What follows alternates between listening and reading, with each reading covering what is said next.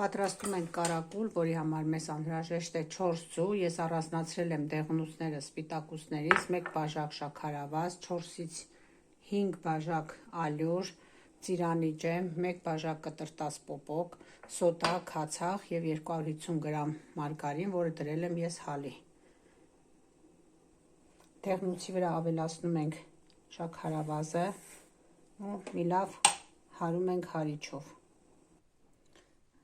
Ձուն ու շաքարավազը հարելուց հետո ավելացնում ենք հալած մարգարինը։ Մի լավ հարում ենք, ավելացնում ենք 1 ճաշի գդալ քացախ, 1 թեյի գդալ սոդա, քիչ-քիչ ավելացնում ենք 4.5 բաժակ նախորոք մաղած ալյուր, պետք է դառնա պինդ խմոր։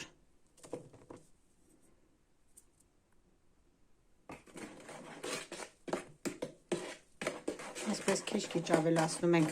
ալյուրը ու հունցում ենք յուղոտ։ Խմորը պատրաստեցի, բաժանել եմ 2 մեծ և փոքր գնդերի,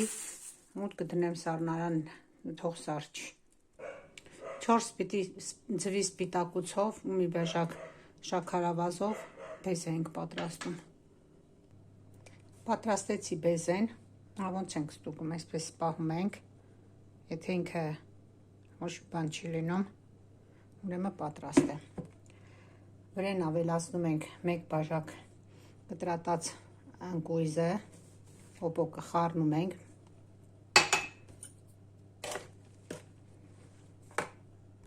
ու դնում ենք մի կողմ, ընկույզն ու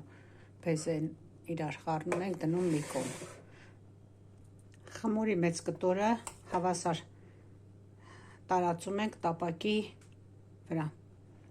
Խմորը ժարովնիկի վրա փռելուց հետո վրան քսում ենք մի 3-4 գդալ ծիրանի ջեմ։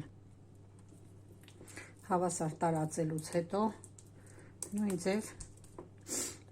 տարածում ենք նաև բեզեն։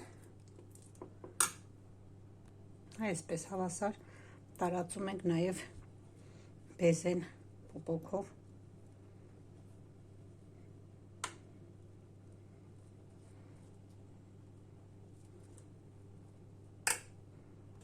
Իսկ մյուս փոքր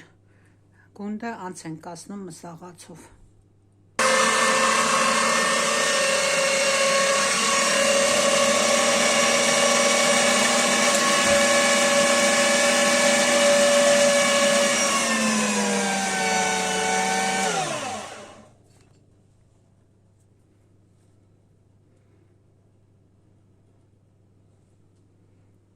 Հավասարաչափ տարածում ենք խմորի վրա։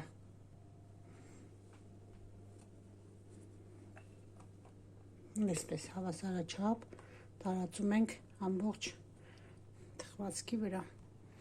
Ահա պատրաստ է մեր կարակուլը ջեռոց գնալու համար, կդնենք թխվի մինչև ժամ 15 րոպե 160-ից 170 աստիճանի տակ ու կհանդիպենք։ Մեր կարակուլը հանեցի ջեռոցից, թողնեմ թող հովանա ու կտրեմ, սուրճ դնեմ ու վայելենք։ Մի գաղտնիք էլ ասեմ, վրան գցում ենք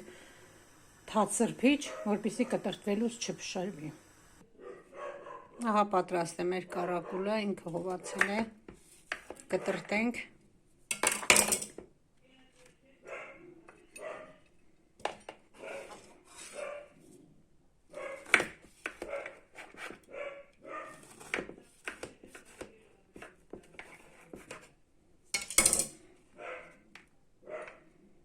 Փխրուն, համեղ, դուք էլ պատրաստեք, համ կարելի անվանել պիրոգ, համ տորտ, փափուկ շատ համ ախորժելի է,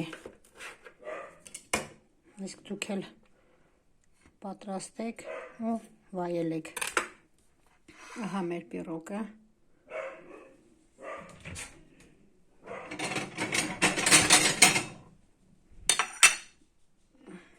Դուք էլ պատրաստեք, բաղադրիչները կգրեմ